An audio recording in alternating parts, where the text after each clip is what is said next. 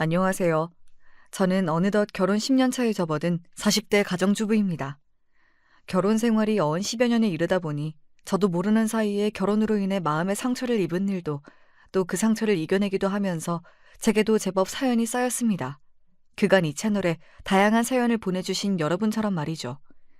말이 나와서 말이지만 제가 힘든 시간을 보내던 시절에 여러분들이 들려주시는 사연 덕에 마음의 위로를 많이 받았습니다.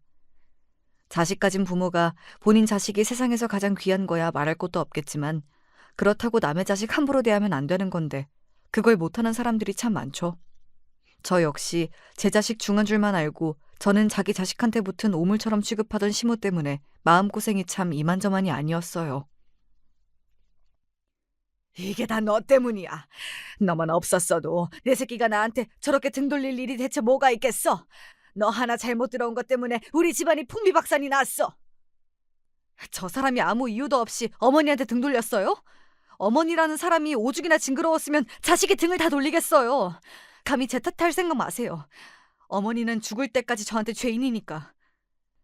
자기 아들 귀한 줄만 알고 저는 그런 귀한 아들 도둑질해간 모자라고 염치 없는 며느리 취급하던 제 시모는 결국 인간으로서 저질러서는 안 될 일까지 저지르고 저희 부부에게 씻을 수 없는 상처를 주었습니다.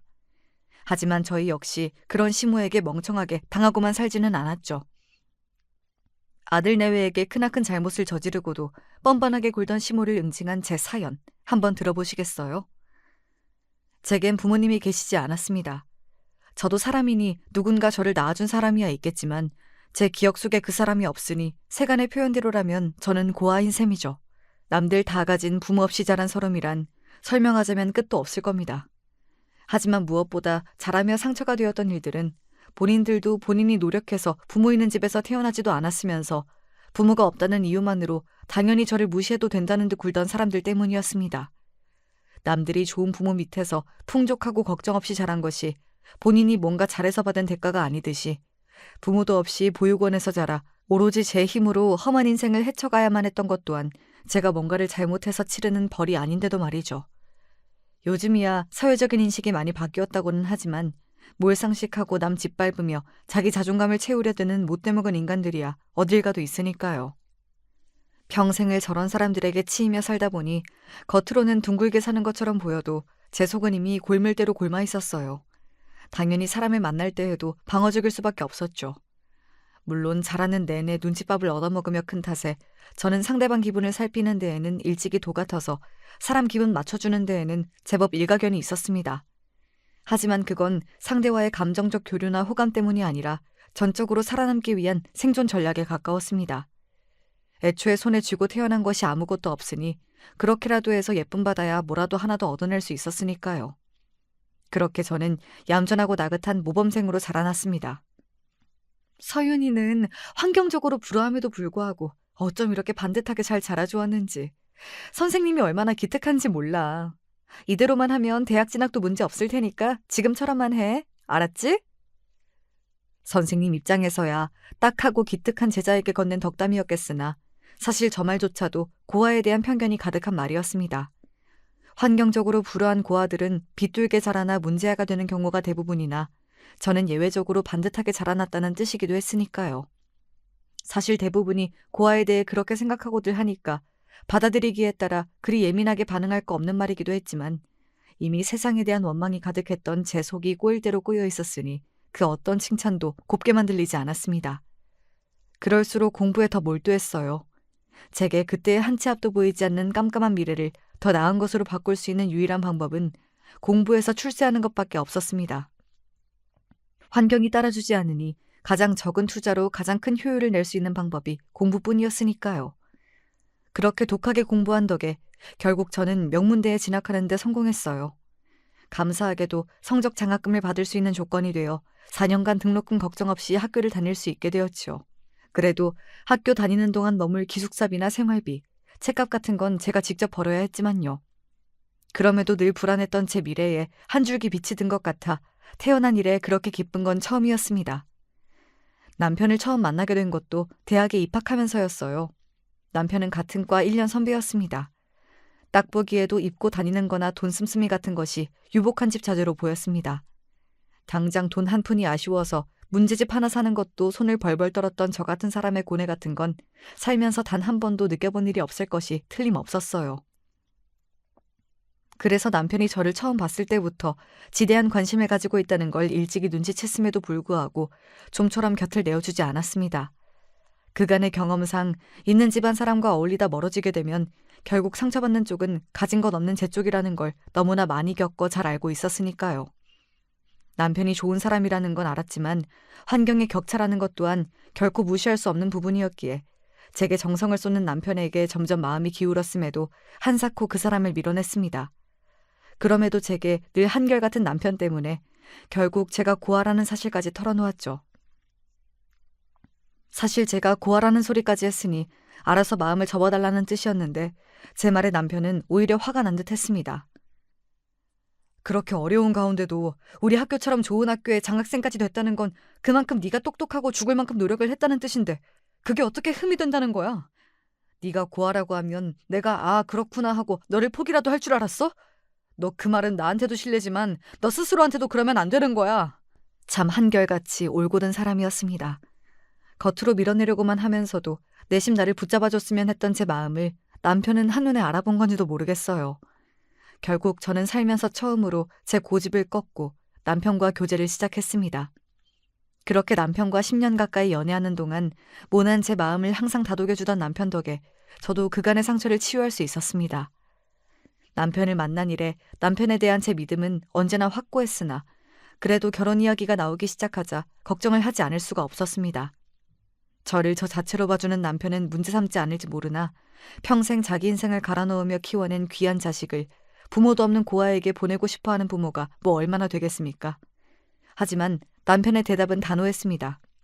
내 부모님이 그런 이유로 결혼을 반대하실 분이라고는 생각하지 않지만 설사 그렇다 하더라도 그건 부모님이 잘못하시는 거지 네가 죄책감을 가지거나 위축될 일이 아니야. 너는 내게 주어진 환경에서 항상 최선을 다했는데 그게 어떻게 네가 우리 부모님 앞에서 죄인 취급을 당할 이유가 돼. 혹시나 그런 이유로 반대하신다면 나도 더는 부모님 허락 구할 생각 없어. 그러니까 너도 아무 걱정도 하지 마. 하늘이 두 쪽 나더라도 반드시 내 편이 되어주겠다는 남편 결심은 든든했으나 그 와중에도 남편과 제 환경의 차이를 실감하는 저였습니다. 사실 저렇게 자신감 있게 말할 수 있는 것 자체가 저처럼 부모 없이 자란 서름을 겪어본 적이 없어서일 테니까요. 그럼에도 저 역시 남편을 놓치고 싶지 않은 마음은 마찬가지였기에 불안한 마음은 여전했음에도 남편의 뜻을 따르기로 했어요. 처음으로 뵌 남편의 부모님은 두 분 다 인자하신 인상이었습니다. 일단 겉으로 보기에는 말이죠.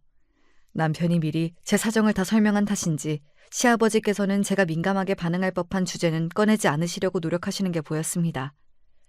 시부모님을 처음 뵙기 전에 제가 워낙 걱정이 많았던 탓에 그런 배려만으로도 몸둘 바를 모를 정도로 감사했습니다. 사실 고아라고 시부모님한테 문전박대당하는 악몽까지 수차례 꾼 탓에 이렇게 차분한 분위기 속에서 대화를 주고받으며 결혼에 대한 이야기가 오가는 상황 자체가 좀 비현실적으로 느껴지기까지 했습니다. 그 와중에 시어머니는 별로 말씀은 없으셨으나 일단 표정은 나쁘지 않은 것 같아 조금씩 마음을 놓기 시작했어요. 그날 식사를 마치고 헤어지는 길에 시아버지께서 제 안색을 살피며 어렵게 운을 떼시더라고요. 아가씨가 그동안 살면서 얼마나 마음의 상처를 입는 일이 많았을지 나로서는 헤아리기도 쉽지 않지만 아가씨 혼자 힘으로 이렇게 잘 자라서 공부 잘하고 좋은 직장 다니게 된 게 얼마나 대단한 일인지는 나도 알 것 같아요. 나로서는 그저 우리 주원이랑 서로 사이좋게 잘 지내줬으면 하는 바람뿐입니다. 앞으로 잘 부탁해요. 아니에요. 잘 부탁드려야 하는 사람은 저죠. 저야말로 정말 잘 부탁드려요, 아버님. 따뜻하고 배려 넘치는 시아버지 말씀에 그간의 설움이 북받쳐 올라 하마터면 그 자리에서 눈물을 터뜨릴 뻔했어요. 남편의 따뜻한 성품이 어디에서 온 건가 했는데 바로 시아버지한테서였구나 싶었습니다. 동시에 남편이 참 부럽기도 했습니다. 저렇게 온화하신 아버지 밑에서 자식으로 자랄 수 있다니. 아무리 힘든 일이 있어도 금세 굳건하게 털고 일어나는 남편의 강인함은 바로 저분의 사랑 덕분이었구나 하는 생각이 들었거든요. 이런 집안의 일원이 될 수 있다면 내게 한평생 결핍이었던 가족의 부재도 채울 수 있지 않을까 하는 욕심이 생기는 것도 사실이었습니다. 그렇게 남편 부모님과의 첫 만남이 생각보다 순조롭게 끝난 가운데 그로부터 며칠 지나지 않아 시어머니로부터 따로 연락을 받게 되었습니다. 그때 우리는 따로 이야기도 많이 못 나눴죠? 이번에는 서윤 씨하고 둘이서만 따로 한번 보고 싶은데 언제가 시간 괜찮아요? 아, 네. 저는 언제든 괜찮습니다. 편하실 때 말씀해 주시면 제가 모시러 갈게요. 그때 시어머니와는 거의 대화를 나누지 못한 것도 사실이었고 전화상으로의 목소리 역시 직접 뵈었을 때와 별반 다를 것 없이 교양이 넘치고 인자했기에 따로 만나서 나쁜 말씀을 하실 거라는 생각도 들지 못했습니다. 그래서 다른 의심 없이 시어머니와 약속을 잡게 되었죠. 그렇게 단둘이 만난 시어머니는 여전히 기품이 넘치는 분이었습니다. 잘 정돈된 머리와 차분한 화장부터 입고 계시는 옷이나 액세서리, 가방 등 모든 게 단정하고 깔끔했어요. 대놓고 화려하거나 사치스럽게 꾸미진 않았으나 모두 고가의 물건이라는 건 한눈에 알아볼 수 있었습니다. 여기 괜찮죠? 내 단골집이야. 음식도 제법 정갈하게 나오니 서윤 씨 입에도 잘 맞았으면 좋겠네요. 네, 어머니. 음식이 다 너무 깔끔하고 맛있어요. 식사하는 내내 분위기도 좋았어요. 대화도 매끄럽게 잘 이어졌고요. 처음 식당에 들어오면서는 혹시나 하는 마음에 저도 모르게 몸이 굳어 있었는데 제가 너무 과민 반응했나 보다 싶었어요. 그래서 곧 며느리가 될 저에게 정말 밥 한 끼 먹이시려고 부르신 모양이다 하는 생각에 차츰 긴장이 풀어졌지요. 그렇게 식사를 잘 마치고 후식으로 차를 마시고 있는데 시어머니가 여전히 교양 있는 말투로 말씀하셨습니다. 우리 주한이가 아이가 참 바르고 다정하죠? 그 아이 그렇게 키우려고 그동안 내가 참 무진애를 썼어요. 그 아이 성정에 서윤 씨한테도 한결같이 대했을 테니 그동안 마음 붙일 곳 없었을 서윤 씨 입장에서 우리 아이한테 정준 것도 이해가 가요.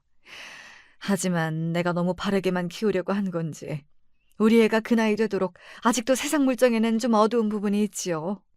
사람이 좋다는 것만으로는 극복하기 어려운 환경의 차이라는 것도 분명 존재하는데 주한이가 너무 이상적인 데가 있어요. 그렇죠? 네?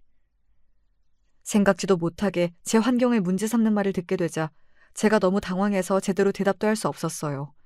차라리 평소처럼 저를 대놓고 무시하거나 반감을 드러내는 사람이었더라면 저도 그동안 축적된 경험이 있으니 대처를 했을 텐데 방금까지 화기애애하게 이야기 잘 주고받고 밥까지 잘 먹었는데 갑자기 저런 소리를 들으니 저도 적잖이 놀란 거죠. 하지만 우리 주한이야 그런 순진한 생각을 할 수 있을지 몰라도 아가씨는 아니잖아. 그렇지 않아요? 그동안 힘들게 자라면서 겪은 일도 많을 테고 환경의 차이를 고려하지 않고 다른 사람과 어울렸다가 상처받은 경험도 분명히 있을 텐데 그렇지 않아요?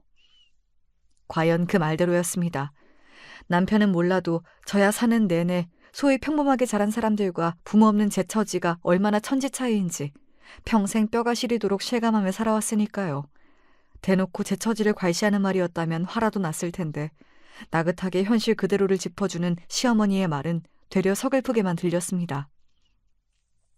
나는 우리 아들도 아들이지만 서윤 씨도 이 만남으로 마지막에는 상처를 받게 되지 않을까 걱정스러워요. 지금이야 좋을 때니까 서로 좋은 점만 보일 테고 사랑으로 모든 걸 극복할 수 있을 거라고 생각하겠지요. 하지만 내가 이 나이 먹도록 살아보니 사람 사는데 결코 그것만으로는 살아갈 수가 없더라고. 지금이야 마음이 아프겠지만 서로를 생각해서라도 이쯤에서 정리를 하는 게 맞다고 생각해요.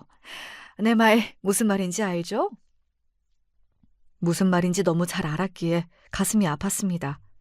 사실 저 같은 고아를 결혼 상대자로 데려가면 반기는 사람보다는 이렇게 반응하는 사람들이 더 많겠죠. 평생 귀하게 키운 아들, 좋은 조건 가진 여자와 결혼시키고 싶은 마음이야 당연할 테니 굳이 시어머니를 원망하고 싶진 않았습니다. 하지만 다 같이 만나는 자리에서는 마치 저희 결혼을 당연히 허락하시는 것처럼 아무 내색도 하지 않으시다가 둘만 있는 자리에서 그것도 저를 한껏 안심시켜놓고 헤어질 때가 다 되어 이런 폭탄을 터뜨리시는 건 좀 너무하다는 생각이 들었어요. 차라리 처음부터 깔끔하게 용건만 말씀하시고 일어서셨다면 이렇게까지 비참하진 않았을 겁니다.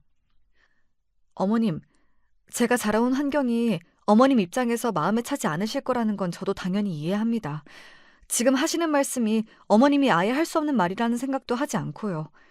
하지만 제가 그렇게 살아온 당사자인 만큼 저 역시 주한 씨 만나기 전부터 그런 고민을 얼마나 많이 했는지 몰라요. 주한 씨 역시 마찬가지고요. 제 환경이 주한 씨에 비해 많이 부족하다는 건 잘 알고 있지만 저는 그런 제 환경 극복하기 위해 평생을 죽을 만큼 노력해서 지금 이 자리까지 올라왔어요. 저도 주한 씨와 헤어질 마음이 없지만 주한 씨 역시 그런 이유로는 절대로 이별을 받아들이지 않을 거예요. 어머니께선 주한 씨가 세상 물정을 몰라 저와 결혼하려 한다고 생각하실지 몰라도 저희 둘 중 그 누구도 이 문제를 가볍게 생각한 적이 없어요. 어머님 뜻을 따를 수 없어 죄송하지만 부디 저희 두 사람 진심을 헤아려 주시길 부탁드립니다. 완곡하지만 분명한 제 거절 의사에 처음으로 시어머니 미간이 찌푸려졌습니다. 딱 봐도 생각보다 질긴 게 붙었네 하고 생각하시는 게 많이 보였습니다. 아가씨가 생각보다 말귀를 못 알아듣네. 그래요. 어차피 처음부터 쉽게 끝날 이야기라고는 나도 생각 안 했어요.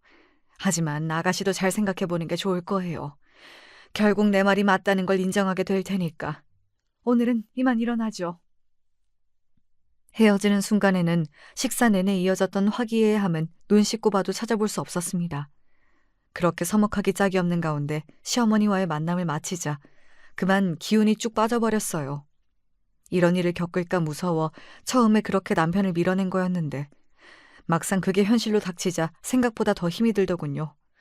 저도 저지만 저 때문에 혹시나 남편이 본인 어머니와 척을 지게 될까봐 그게 더 두려웠습니다. 하지만 함께 이 사태를 해결하려면 반드시 남편과 상의를 해야 했습니다.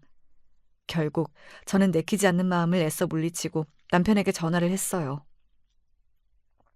정말 우리 어머니가 그러셨단 말이야?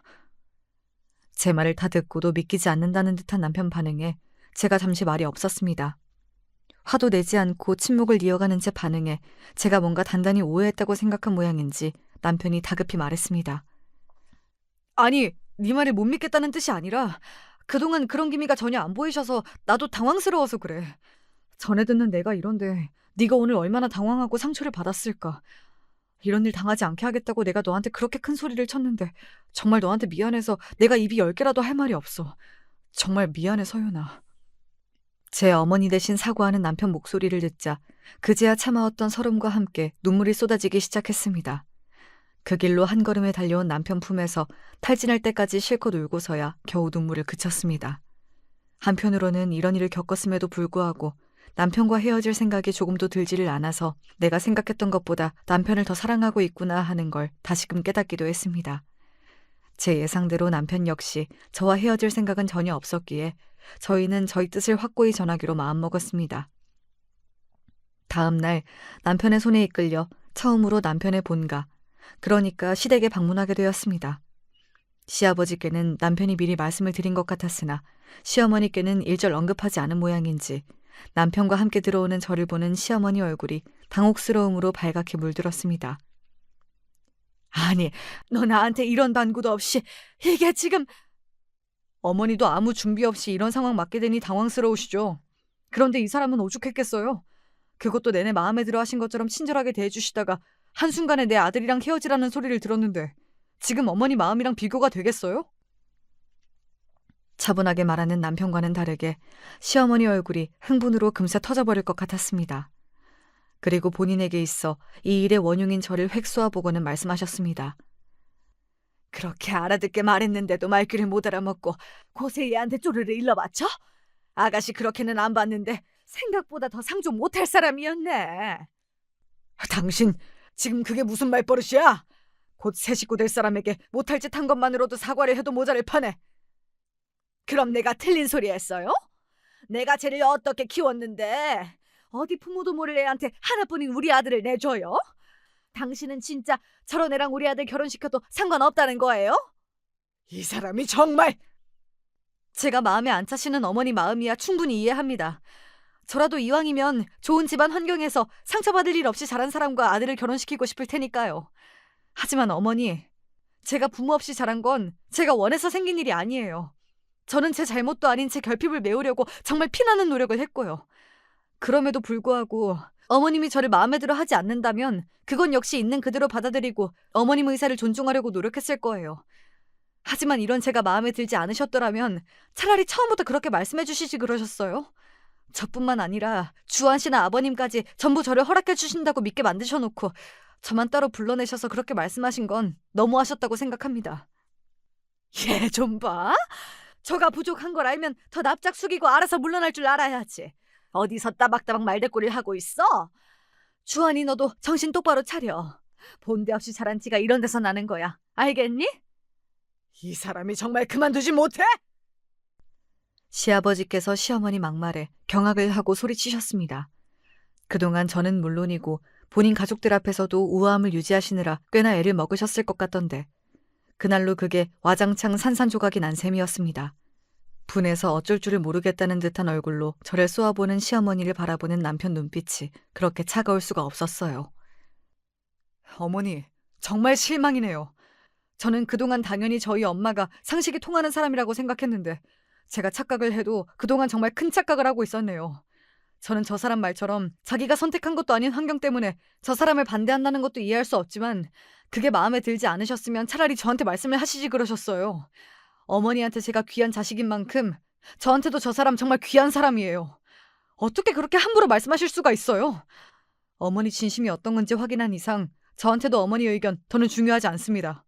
어머니가 허락을 하시든 말든 저는 이 사람이랑 결혼할 마음에 조금도 변함이 없으니 그렇게 아세요. 그 말을 끝으로 남편이 제 손을 잡고 시댁을 나와버렸습니다. 뒤에서 시어머니가 남편을 부르며 악을 쓰는 소리가 들렸으나 남편은 뒤도 돌아보지 않았어요. 저는 기어이 제가 모자 사이를 갈라놓은 것 같아 그러지 않으려고 아무리 노력해도 죄책감을 떨치기가 힘들었습니다. 너 행여나 쓸데없는 생각 마. 너한테 못 볼 꼴 보인 내가 너한테 빌면 빌었지. 네가 나한테 죄책감 가질 이유는 아무것도 없어. 혹여 제가 그만두자는 말이라도 할까봐 단단히 저를 붙잡는 남편에게 미안하면서도 고마웠습니다. 곧 시아버지께서도 제게 시어머니 대신 사과의 말씀을 전하셨어요. 정말 미안합니다. 내가 이렇게 사과한들 마음의 상처가 다 가실 리는 없겠지만 그래도 그 사람 생각이 우리 가족 전체의 뜻이 아니라는 건 꼭 알아줬으면 해요. 그 사람도 지금은 저렇게 고집을 부리지만 결국은 자기 생각이 틀린 걸 알고 아가씨를 가족으로 받아줄 거예요. 그렇다고 그날 그런 말은 함부로 해선 절대로 안 되는 건데 내가 정말로 미안합니다. 남편은 보란듯이 더욱 불도저 같은 기세로 결혼을 밀어붙였습니다. 어머님도 참석하시지 않은 결혼식 굳이 치르고 싶지 않다는 제 의견은 말을 꺼냄과 동시에 묵살당했어요.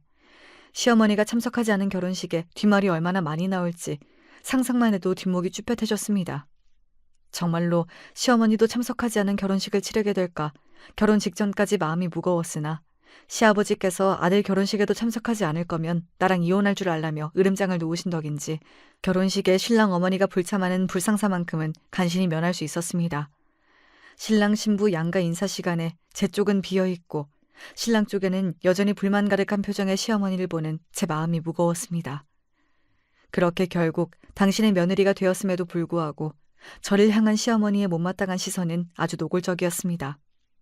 처음 몇 번은 저도 제 마음에 차지하는 며느리이지만 결국 결혼식에는 참석해주신 시어머니와 잘 지내보고 싶어서 먼저 찾아뵙기도 하고 연락도 드리며 성격에도 맞지 않는 부침성을 발휘해보려고 노력했습니다.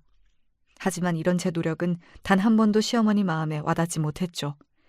제가 먼저 말을 붙여보려 해도 시어머니는 제 말에 대답하는 법이 없었고 전화를 드려도 받지 않으셨습니다. 한마디로 없는 사람 취급이었죠.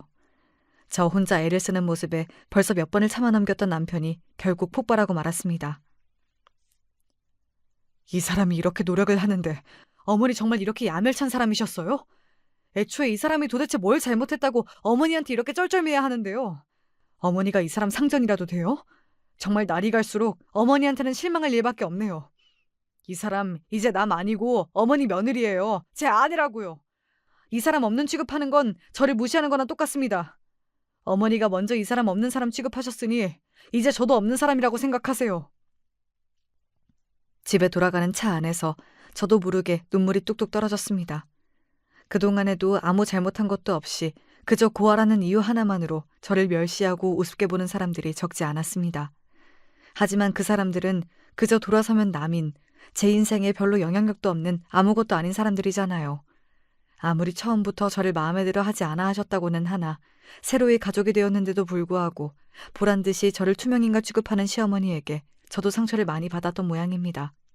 저도 모르게 은연중에 결혼을 하고 난 후에는 그래도 시어머니 태도가 조금은 달라지지 않을까 기대를 했나 봐요. 결국에 산산조각 나버린 그 기대는 돌이킬 수 없는 상처로 남게 되었습니다. 그러게, 그렇게까지 애쓸 필요 없다니까. 당신 이렇게 괄시하는 어머니가 뭐가 좋다고 답지 않게 그렇게 용을 써. 그럼 나보고 뭘 어떡하라고. 나 때문에 아들 어머니 사이 갈라지는 거 강 건너 불구경하듯 지켜보기만 해? 당신은 처음부터 부모님 멀쩡히 다 계셨으니까 몰라. 부모가 없다는 게 어떤 건 줄이나 알아?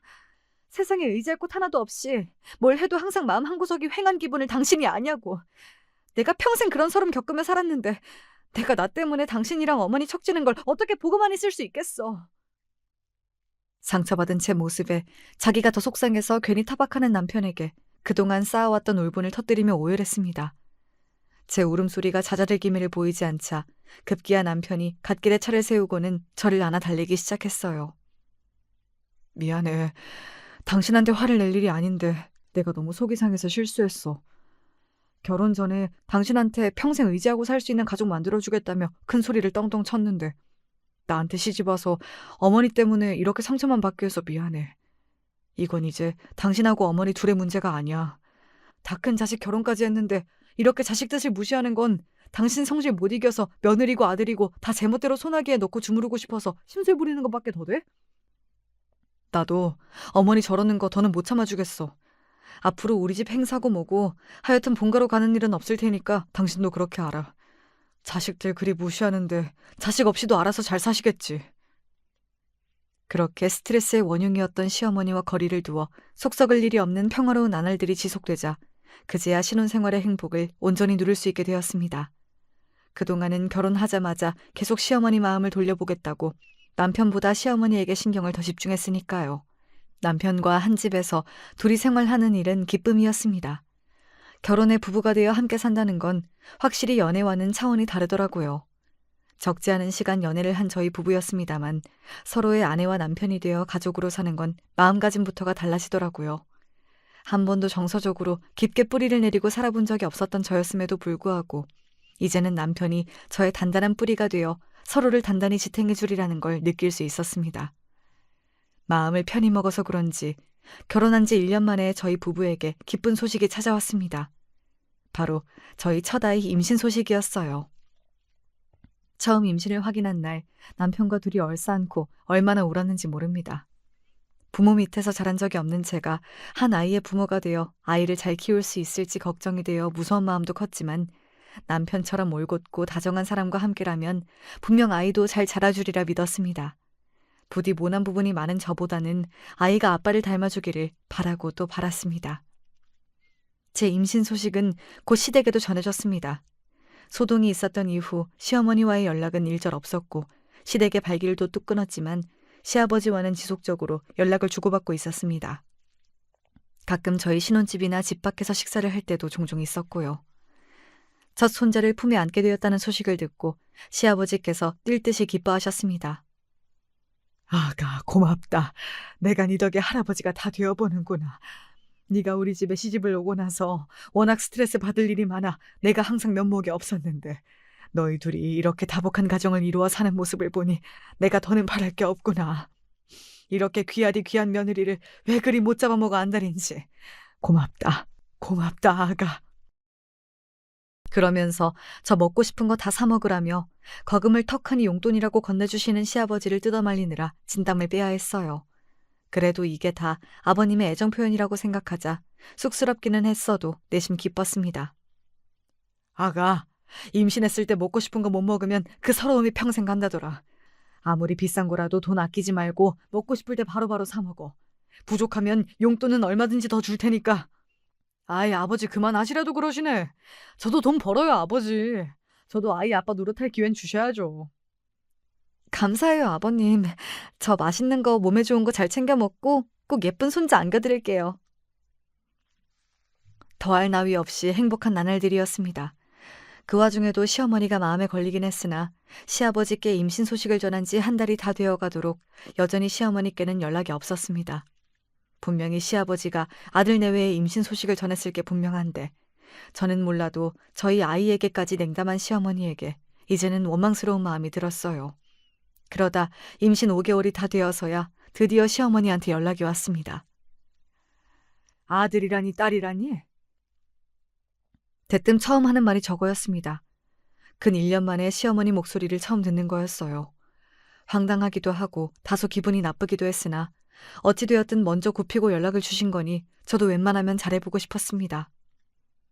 아들이라고 듣긴 했는데 병원에서 개월수 차기 전에는 확실하게 말해주진 않아서 아직 정확하진 않아요. 확실하게 나오면 제가 다시 알려드릴게요. 알았다. 그러고는 전화가 뚝 끊겼습니다. 친정엄마처럼 살가운 인사나 임신한 저에 대한 염려까진 바라지 않았다고 해도 이건 해도 해도 너무하지 않습니까? 이럴 거면 굳이 전화는 뭐하러 했대요. 순간 부하가 치밀어 올랐으나 태교에 좋을 것 같지 않아 애써 화를 눌러 참았습니다. 퇴근하고 돌아온 남편에게 낮에 있었던 일을 말했더니 남편도 기분이 많이 상한 것 같았어요. 그 양반은 아직도 바뀐 게 없으신가? 나중에 우리 꼬물이 태어나면 미안해서 손자 얼굴을 어떻게 보시려고 저렇게 업을 쌓으시는 건지. 어차피 뿌리도 모르는 며느리가 낳은 손자라고 괄시하실 게 뻔한데 나 솔직히 어머님한테 우리 아기 보여드리고 싶지가 않아. 나야 그렇다 치더라도 나 우리 아기한테는 절대로 내가 겪었던 서름 안 겪게 할 거야. 무슨 당연한 소리를. 우리 아기 건드리면 당신이 나서기 전에 내가 먼저 가만히 안 있어. 내가 괜한 소리를 했다. 당신은 아무 걱정 말고 그저 마음 편히 먹고 꼬물이랑 건강하게만 있어줘. 시작부터 아이를 믿게 보는 사람을 만든 것 같아 뱃속의 아이에게 미안했습니다. 그럴수록 아이에게 내가 누리지 못한 더 큰 사랑을 주리라 다짐하고 또 다짐했어요. 산 딸을 한 달여쯤 남겨둘 때였을까 갑자기 시어머니의 연락이 잦아졌습니다. 그동안 없는 사람 취급했던 게 언제 그랬냐는 듯 마치 처음부터 살가운 고부지간이라도 되었다는 듯한 태도였습니다. 당연히 제 입장에서야 어리둥절할 수밖에 없었으나 그래도 곧 첫 손자의 탄생이 머지 않았다 보니 시어머니도 마음을 돌린 모양이라고 순진하기 짝이 없는 생각을 했습니다. 시어머니는 제게 전화를 걸 때마다 예정일이 언제냐, 오늘은 나올 것 같지 않냐며 집요하게 캐물었어요. 본인도 아이 안 낳아보신 것도 아니고 때 되면 어른이 나올 텐데 과하다 싶었으나 그저 연락을 다시 하게 된 것만으로도 다행이다 싶어 성실히 대답해드렸습니다. 그러다 예정일이 일주일도 채 되지 않은 시점에서 남편이 갑작스럽게 지방으로 출장을 떠나게 되었습니다. 거의 한 달 가까이 아이가 언제 나올지 모르니 제 곁에 있어야 한다며 출장 일정을 미꾸라지처럼 피해가던 남편이었는데 지방에 일이 터지는 바람에 출장을 피할 수가 없게 된 거죠. 예정일도 며칠 안 남았는데 갑작스럽게 집을 비우게 된 남편 걱정이 이만저만이 아니었습니다. 솔직히 저도 불안하기는 마찬가지였으나 저 사람이 저러는데 저까지 불안한 티를 내면 더 속상해할까 봐 애써 씩씩한 척했습니다. 걱정 마. 꼬물이가 아무려면 아빠 며칠도 못 기다려주겠어? 무슨 일 있으면 새벽이고 어느 때고 상관없으니까 꼭 전화해야 해. 알았지? 그렇게 신신당부를 하고서야 남편은 출장을 떠났습니다. 차라리 그때 가지 말라고 어리광이라도 부렸더라면 어쩌면 결과가 달라지진 않았을까 하는 생각을 수천 수만 번도 더 했을 겁니다. 어떻게 알았는지 남편이 출장지로 떠나자마자 시어머니가 갑작스레 저희 집으로 들이닥쳤습니다. 주한이 출장 갔다며? 예정일이 며칠 남지도 않았는데 주한이나 너나 얼마나 불안할 거야. 애 출장에서 돌아올 때까지만이라도 내가 같이 있어주마. 네? 어머니 안 그러셔도 돼요. 어머니도 많이 불편하실 테고. 네가 친정이 있는 것도 아닌데 누굴 믿고 부르겠어. 사양 마라. 그렇게 생각지도 못하게 막무가내로 시어머니가 저희 집에 주저앉아버렸어요. 단 한 번도 살갑게 지내본 적이 없던 고부지간인데다 전화 말고 얼굴을 직접 보는 건 1년도 더 되었으니 제 마음이 어떻게 편할 수가 있었겠습니까? 일하는 사람 방해하고 싶진 않았으나 그래도 남편한테 얘기는 해두어야 할 것 같아서 휴대전화를 찾았습니다. 그런데 아무리 찾아봐도 제 휴대전화가 보이지를 않는 거예요. 한참을 혼자 서성이다 저는 결국 시어머니에게 물었습니다. 어머니, 혹시 제 전화기 못 보셨어요? 아무리 찾아봐도 없길래 혹시 어머니가 치우셨나 해서. 내가 네 물건 치울 일이 어디 있니? 근데 전화기는 왜? 주한 씨한테 연락하려고요. 일하는 애는 뭐하러 찾아. 그리고 전화기 전자파 애한테도 안 좋다. 이제 예정일도 얼마 안 남았는데 나중에 찾고 넌 좀 쉬어라. 주한이한테 연락은 내가 할 테니. 왠지 모르게 시어머니가 남편과의 연락을 가로막고 있다는 쎄한 느낌이 들어 불안했지만 가뜩이나 만삭이라 몸까지 무거운 제가 뭘 어떻게 할 수가 없었습니다. 애써 마음을 가라앉혀 보려고 미리 꾸며둔 아기 방으로 들어가 몸을 뉘었어요. 그렇게 불안한 마음을 안고 깜빡 잠이 들었는데 갑자기 배가 뭉치는 느낌이 들어 잠에서 깨어났습니다. 정신을 차리고 아래를 내려다보니 발 주위로 물기가 흥건했어요. 양수가 터진 거였습니다. 저는 소스라치게 놀라 시어머니를 불렀습니다. 어머니! 어머니! 한참을 불러도 나타나지 않던 시어머니가 느릿느릿 제 곁으로 다가왔습니다. 어머니, 지금 아기가 나올 것 같아요. 얼른 구급차 좀 불러주세요. 제가 얼굴이 새파랗게 질려서 소리를 지르는데도 시어머니는 미동도 없었습니다. 차가운 시어머니 표정에 소름이 끼쳤어요. 어머니, 왜 아무 말씀이 없으세요? 저 양수 터졌다니까요? 지금 빨리 병원 가야 돼요. 저 병원에 좀, 전화기라도 좀 주세요. 내가 왜? 생각지도 못했던 말에 통증이 시작되었음에도 불구하고 제가 우뚝 굳어버렸습니다. 도대체 무슨 생각으로 저런 말을 하나 하는 생각이 듦과 동시에 본능적으로 지금 이곳에 나를 도와줄 사람이 아무도 없다는 느낌이 들자 뒷목이 쭈뼛해졌습니다. 어머니, 손자 잘못되는 걸 보고 싶어 그러세요? 빨리 연락 좀. 그래, 내가 그 꼴 보러 왔다. 너만 아니면 우리 주원이가 저렇게 정신 못 차리고 살 애가 아닌데 네가 내 아들을 망쳤어. 네가 애까지 낳으면 평생 우리 주원이 발목을 잡을 텐데 지금 나보고 그 꼴을 보고만 있으라고? 어머니 정말 미치셨어요? 어머니 이런 거 알고도 주원 씨가 가만히 있을 거라고 생각하세요? 제가 아무리 미워도 그렇지 제 뱃속 아이 어머니 손자예요. 정말 손자 죽이실 참이에요? 손자야, 새 며느리 얻으면 얼마든지 더 볼 수 있는데 무슨 상관이야? 애 있으면 이혼하기도 힘든데 그냥 이쯤에서 애 흘려보내라. 애도 너처럼 근본 없는 어미 밑에서 나오느니 일찌감치 가는 게 더 편할 테니. 저 미친 여자가 기어이 내 새끼를 죽일 생각이었습니다. 일이 이 지경까지 오니 저도 눈에 뵈는 게 없었습니다. 눈앞에 시험이 멱살을 틀어쥐고는 젖먹던 힘까지 짠에 흔들었어요. 비켜! 당장 내 앞에서 비켜! 내가 내 새끼 죽이도록 가만히 보고만 있을 것 같아! 순간 그 여자가 제 양손목을 획 낚아채더니 저를 바닥에 내동댕이 쳤습니다. 배에서부터 시작된 형용할 수 없을 정도로 끔찍한 고통이 제 전신을 감쌌습니다. 안 돼! 그러게, 처음에 떨어져 나가라고 했을 때 곱게 떨어져 나갔으면 다들 좋았을 것을 왜 이를 이 지경으로 만들어? 모든 건 다 네가 자초한 일이니 나 원망할 생각은 말아라. 당장이라도 눈앞에 정신 나간 여자를 찢어 죽이고 싶었으나 전신을 덮친 고통과 함께 아이가 잘못될지도 모른다는 두려움에 제정신이 아니었습니다. 어머니, 제발 살려주세요. 우리 아기 살려주세요.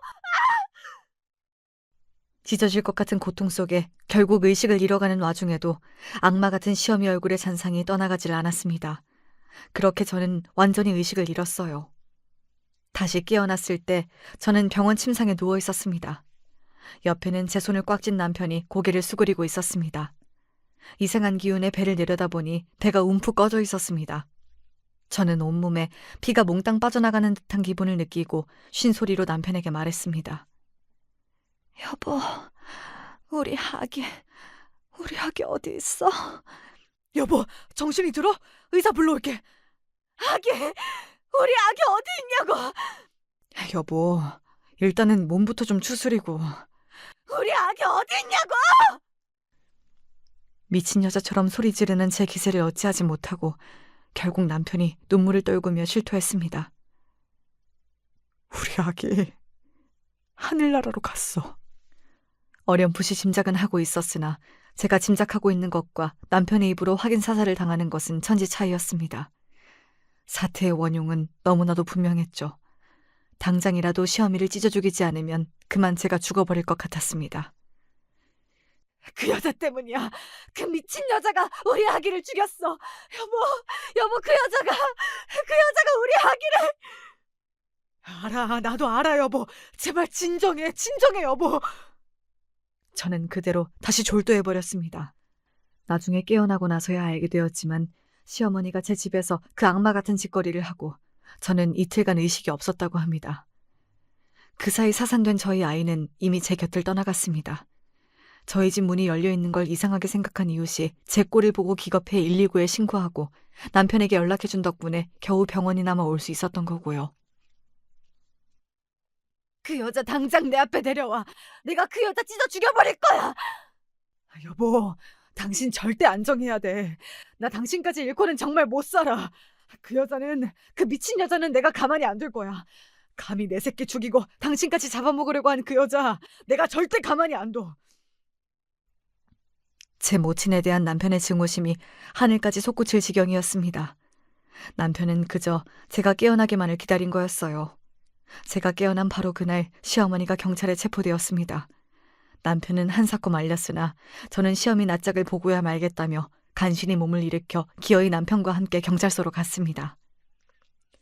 주하나, 이게 무슨 일이야? 내가 왜 경찰서에 있어? 엄마 좀 꺼내줘, 주하나.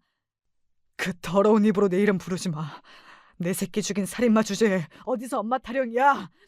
나 당신 같은 어미 둔 적 없으니 그 안에서 당신 죄값 치르면서 뼈저리게 후회하면서 살아. 아니야, 나는 다 너 잘 되라고. 네 등골 빼먹는 저거 떼어내려고 한 것밖에 없어. 그 입 닥쳐. 내가 당신이 우리 서윤이한테 몹쓸짓 한 거 확인하고 당신을 죽여버리고 싶은 걸 참느라 얼마나 미칠 뻔한 줄 알아? 당신은 사람이 아니라 악마야, 악마. 알고 보니 아기 방에 설치해둔 베이비캠에 당시 정황이 모두 찍혀있어 시어머니의 폭행죄가 바로 인정된 거였습니다. 그 영상을 경찰에 넘긴 것부터 남편이 시어미를 버린 게 확실한 거였죠. 그걸 저 여자만 인정하지 못할 뿐이었습니다. 뒤늦게 소식을 듣고 달려와 이 꼴을 보고만 시아버지가 충격에 비틀거렸습니다. 저 정신 나간 여자가 기어이 이런 짓까지. 너같이 독한 여자랑 나도 더는 못 산다. 손자 잡아먹은 인간이랑 살면서 무슨 낯으로 우리 아들 며느리를 보겠어. 당신이랑은 이혼이니 나랑 우리 자식들 앞에 두 번 다시 나타나지 마. 아들에 이어 남편까지 모두에게 버림받은 시어미 눈깔이 돌아버렸습니다. 시어미가 감히 제게 고래고래 소리를 질러댔습니다. 이게 다 너 때문이야. 너만 이 집에 들어오지 않았어도 내가 이렇게 될 일은 없었어. 다 네 잘못이야. 더러운 입 닥쳐. 이 악마야. 내 새끼 죽인 살인범. 니년을 찢어 죽여도 내 분이 안 풀릴 거야. 내 아기가 느꼈던 고통이 억만 배보다 더 고통받으면서 살아. 온 가족에게 버림받고 길바닥에서 빌어먹으면서 비참하게 살아. 사는 게 죽는 것보다 더 고통스럽게 그렇게 살아. 니년이 죽어도 아무도 니년 장례식조차 치러주지 않을 거야. 니년 곁에는 이제 평생 아무도 없을 테니까. 그 말을 끝으로 더는 역겨워서 그 여자 얼굴을 쳐다볼 수가 없어 남편과 시아버지를 데리고 경찰서를 나섰습니다. 안 돼. 여보, 주하나. 나 좀 여기서 꺼내줘. 나 혼자 두고 가지 마. 제발 가지 마. 여보, 주하나. 아무도 절규하는 그 여자를 돌아보지 않았습니다. 그렇게 그 여자는 저희 가족에게서 영영 지워져 버렸습니다. 안타깝게도 실형 선고까지 떨어지진 않았으나 그 여자는 꽤 오래 구치소에서 지내야 했습니다. 그동안 시아버지가 건 이혼 소송은 빠르게 마무리되었어요. 그 여자의 유책이 너무나 확실한 탓이었습니다. 형사처벌은 말할 것도 없고 제가 민사소송까지 걸었기 때문에 그나마 시아버지로부터 받은 약간의 재산 분할마저 보상금으로 싹 다 빼앗겨버렸죠. 남편에게 이혼당하고 하나뿐인 자식에게 의절당한 것도 모자라 집도 절도 없이 쪽방 하나 구하기 어려운 남루한 신세가 되었음에도 불구하고 동정심은 털끝만큼도 들지 않았습니다. 비명에 간 우리 아기를 생각한다면 숨을 붙여놓은 것만으로도 호사였습니다. 그렇게 그 여자는 세상 모두로부터 버림받고 판자촌 쪽방에 겨우 새들어 근근히 빌어먹고 살게 되었습니다. 이제 더는 저희 가족과 상관없는 여자이니 저희도 더는 관심을 주지 않았죠. 아이를 그렇게 잃은 슬픔을 극복하는 건 저뿐만 아니라 남편과 시아버지에게도 쉽지 않은 일이었으나 끔찍한 일을 겪고 더욱 단단해진 유대감으로 서로에게 힘이 되기 위해 모두 노력했습니다. 결국 아이를 잃은 지 딱 1년 만에 다시 아기 천사가 찾아오면서 비로소 저희 가족은 다시 웃을 수 있게 되었습니다. 비록 첫 아이가 떠난 아픔은 영원히 잊힐 수 없겠지만 그래도 다들 이렇게 인생의 상처 위에 새살이 돋아나는 것을 지켜보며 살아가는 거겠죠. 감사하게도 딸아이는 건강하게 무럭무럭 자라 올해 학교에 들어갔습니다. 그 사이 태어난 둘째 아들 녀석도 요즘 걸음마에 다리 힘이 부쩍 들어가기 시작했어요. 두 아이 커가는 걸 함께하는 기쁨으로 저희 5 식구는 행복 속에 살아가고 있습니다. 제 자식을 낳아 키워보니 한때 시어머니라 불렸던 여자가 했던 게 사랑이 아니라는 걸 더욱 확실히 알 수 있었어요. 정말 제 남편을 올바르게 사랑하는 거였다면 어떻게 남편의 아이에게 해코지할 생각을 할 수 있었겠습니까? 저와 남편은 물론 시아버지와 태어날 아이들 모두를 생각해서라도 그 여자를 우리 가족에게서 떼어낸 것은 100번 잘한 일이라고 생각합니다. 제 자식 귀한 줄만 알고 저를 업신여기고 제 아이까지 해한 악마 같은 시어미를 치워버린 제 이야기는 여기까지예요. 쉽지 않은 이야기 끝까지 함께 들어주셔서 정말 감사드립니다.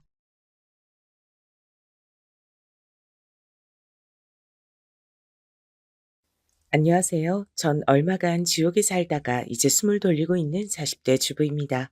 저의 인생을 뭐라고 표현하면 좋을까요? 아무쪼록 그 누구에게도 저와 같은 경험을 물려주고 싶진 않네요. 일단 제 사정을 털어놔 보자면 제 남편은 남편감으로선 아주 최악의 일을 저질렀답니다. 전 너무 가슴 아파서 친정에도 털어놓지 않고 얼마간 묵혀두었을 정도였어요. 남편에게도 처음에 알리지 않고 소갈이 했는데 저도 사람인지라 못 참고 터뜨렸답니다. 당신, 이번에 왜 어린이집 졸업식에 못 온단 거야? 그게 그때 지방 외근이 잡혀가지고 도저히 뺄 수가 없어. 그래서 내가 전날 식사하고 백화점 가서 애 장난감 사준다 그랬잖아. 아, 이미 이유를 말했는데 자꾸 묻네.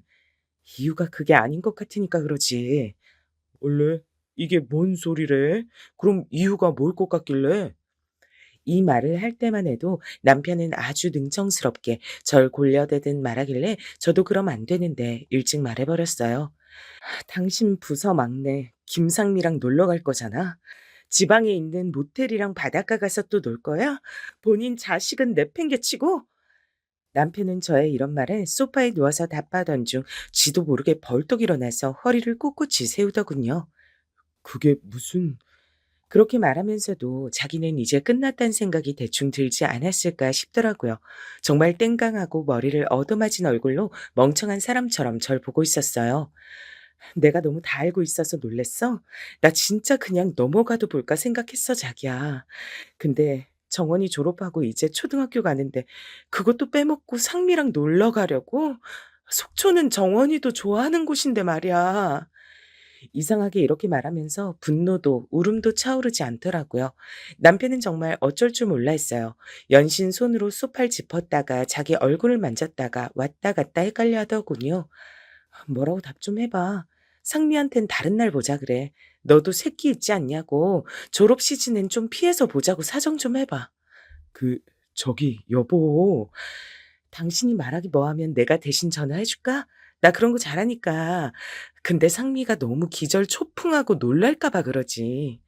그런 남편을 두고 전 곧장 주방으로 휙 와버린 다음 아무렇지 않게 아침상을 차렸어요. 그래 놓고 주방 한켠에선 태연하게 서 있었지만 죽을 것 같은 얼굴로 어정쩡하게 서 있는 남편을 보니 정말 다 엎어버리고 싶더라고요. 이게 다행인지 불행인지 모르겠지만 암튼 인간이 죄책감에 아주 뒤덮여 있는 얼굴을 하고 있었어요.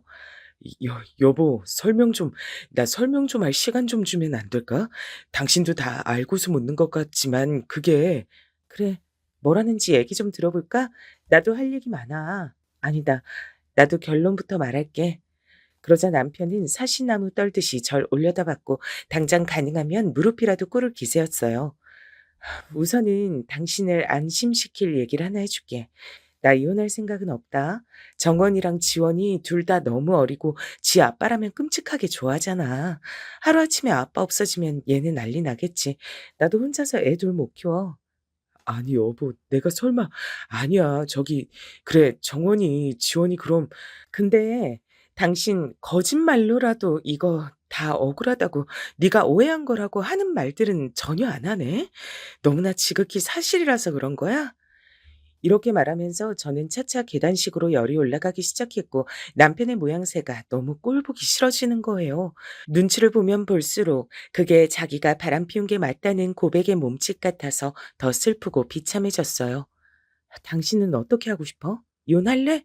그럼 과정이 복잡하긴 하지만 당신이 정 원한다면, 상미랑 살고 싶다면 그렇게 해줄게. 어때? 아니야. 그럴 리가. 저기, 여보.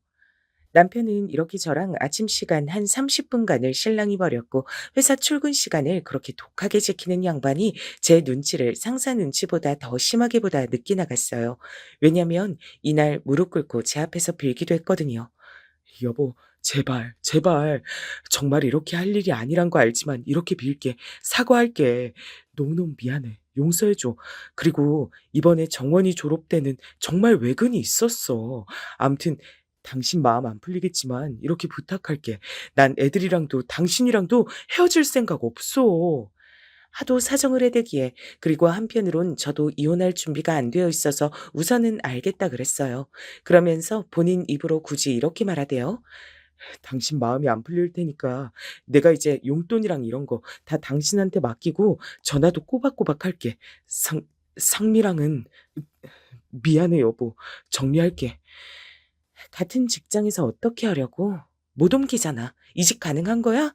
당신 그 회사 곧 죽어도 그만둘 수 없다 그랬잖아. 신의 직장이라며. 대단하다. 돈도 벌고 연애도 하고. 여보, 이직은 어려운데 암튼 노력할게. 저는 이렇게 무거운 대화를 마치고 우선 남편을 내보냈고요. 막상 말하고 나니까 뭘 어떻게 해야 할지 모르겠더군요. 간혹 이렇게 배우자 외도로 고생하는 사람들이 모인 커뮤니티를 보면 제가 너무 일찍 터트린 셈이더라고요. 원래는 최종적으로 기습 공격을 해야 한다는데 제가 약지 못해서 그러질 못했어요. 그래서일까요? 이후로 남편은 눈치를 보는 듯 하더니 나중에 한 번 더 만났다가 또 걸렸답니다. 이땐 제가 회사로 찾아갔어요. 김상미, 박현철, 이리 나와. 저기 무슨 일이실까요? 저희 여기 그냥 올라오시면 안 되는데. 네, 저 박현철 과장 부인 되는 사람인데요. 여기 김상미란 직원분 계시죠? 그분이랑 이 사람이 연애를 회사에서 하고 있더라고요. 둘 중 하나는 잘라야 되지 않나요? 제 말에 이 회사 여직원도 놀라서 입을 틀어막았고 저는 그대로 회사 내부로 터덜터덜 걸어가 문을 확 열어 제꼈어요. 그러고 소리소리를 질렀고 제 눈앞엔 김상미라는 여자애가 눈에 띄었어요. 대충 사진으론 봤지만 소리 지르는 절 보자마자 잽싸게 의자 밑으로 숨는 거예요. 전 곧장 뛰어가서 머리채를 잡았고 그 뒤로 아수라장이 이어졌어요. 남편도 당연히 절 알아보고 뛰어들어왔고요. 여보, 여보. 아니 회사까지 와서 미쳤나 진짜. 이봐. 좀 나봐. 왜 이래 진짜. 이 나쁜 새끼야. 넌 나쁜 새끼야 진짜. 나보고 두 번 다시 안 만난다고 해놓고 뭐? 그래놓고 니네 어제도 모텔 가서 놀았지? 이 더러운 것들아. 여보 제발. 나 회사 잘리게 하고 싶어? 아, 이것 좀 놔주세요. 아파요. 이 와중에 부장이란 사람도 뛰어들어서 우릴 떼놓았고 엄청 달래면서 다른 데로 데려갔어요. 그나마 저에게 위안이 됐던 건 이 부장님이 여자분이었고 고등학생 딸을 키우는 분이었답니다. 엄청 절 위로해 주셨어요. 박 팀장님 와이프 되신다고요? 정말 얼마나 마음이 안 좋고 힘드시겠어요. 제 불찰입니다. 제가 잘 지켜봤어야 했는데 놓친 게 많았나 봐요. 부장님이랑은 할 얘기가 없어요. 사실 제가 뭘 대단한 거 하러 왔겠나요? 우리 남편도 남편이고 그 상미라는 여직원을 개망신 주고 싶었어요. 김상미 씨도 저희가 따끔하게 벌하고 부서 이동시키도록 할게요. 사실 회사에 남편 보내놓고 이런 일 생기면 여자들은 미쳐버릴 수밖에 없죠. 전 그 마음 충분히 이해합니다. 그 덕에 집으로 돌아왔고 전 여전히 넋이 나가 있었어요. 남동생은 이때 제 기분도 모르고 불쑥 놀러 온다는데 전 이때 못 참고 엉엉 울며 남동생에게 사건을 털어놨어요. 와, 매형 진짜 장난 아니다. 나 좀 기다렸다가 매형 보고 갈래. 진짜 그냥 두면 안 되겠네. 아빠가 몰라서 그렇지. 알면 진짜 다 뒤집어 버릴 텐데. 아빠 지금 몸도 안 좋은데 그런 얘기 알게 하기 싫어. 내가 하도 하소연할 곳이 없어서 너한테 이런 얘기를 다 한다 진짜. 미안해. 누나, 마음 단단히 챙겨. 난 언제까지나 누나 편이니까. 그러지 말고 매형 돈 막 써. 한동안 괴롭히고 편하게 해주지 마. 나도 그러고 싶다 진짜. 지금 나한텐 카드 넘기고 월급 명세서 꼬박 준다는 건 말곤 별거 없어. 조금만 늦어도 신경 쓰이고 의심되는데 나 정신병자 될 것 같아. 아, 누나, 내가 돈 보내줄 테니까 정신과 치료라도 받아봐라. 그 정신으로 애들 어떻게 키워? 이 상황에 남편은 이날 돌아와서 적반하장으로 저에게 분노를 토해냈어요. 애들 안 키울 거야? 지금 다 같이 나가서 내앉을래? 손가락만 빨고 살 거야? 와, 진짜 남편 일터에 쫓아와가지고 그렇게 개망신을 시키는 여자들이 아직까지 있구나. 넌 나보고 진짜 어쩌란 거야? 지금 나한테 화내? 당신이 뭔 주제로 화내? 나한테 꼭 헤어지겠다고, 정리하겠다고 울면서 약속하던 인간이 어제도 모텔 간 거 맞잖아. 그건 일부러 그런 게 아니고 헤어지자고 말을 했는데 걔가 하도 불러서.